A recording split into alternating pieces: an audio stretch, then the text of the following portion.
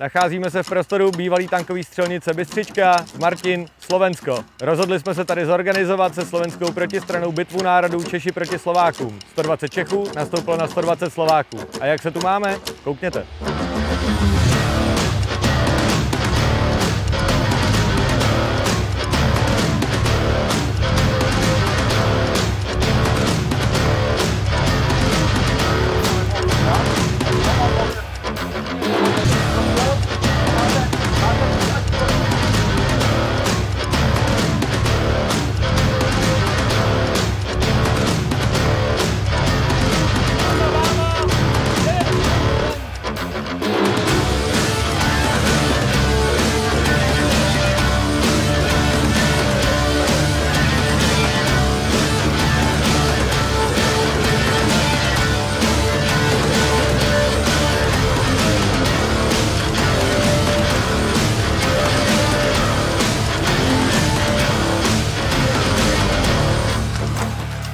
Tento priestor bývalého tankodromu slúžil v dobe socializmu ako reálna tanková strelnica, kde fungovala tanková rota. Je to les, ktorý je zmiešaný s cestami, po ktorých niekedy jazdili tie spomínané tanky.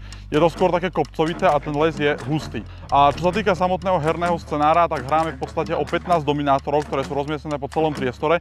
A každá armáda, či už slovenská alebo česká, sa snaží dobiť čo im viac týchto dominátorov na svoju stranu počas celého trvania akcie.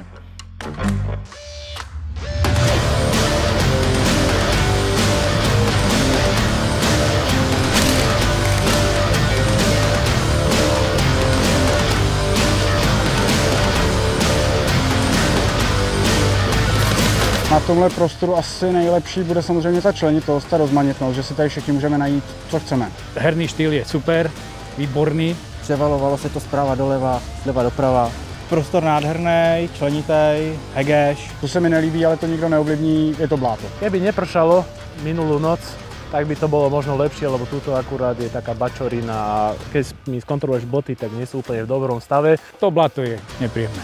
Organizácia je super. Nešpekuluje sa tu s nejakými larpami, ale sa tu celý čas bojuje, takže to ja veľmi kvitujem. Pekné prostredie, celkom pekná atmosféra, príjemná. Hrálo sa, bola tu pekná pukačka. Ja som nadšený jak prostorem, tak protivníkama. Tak akože Češi sú celkom iná liga. Hrajú veľmi dobre, ako ich sledujem na videách, tak sú hodne organizovaní, aj to vidno aj tu na. Rešpekt veľký Čechom patrí. Slováci hráli dobře, dobrý soupeř. Když jsme se někde potkali, tak jsem nabila i sranda, stejně na pivo.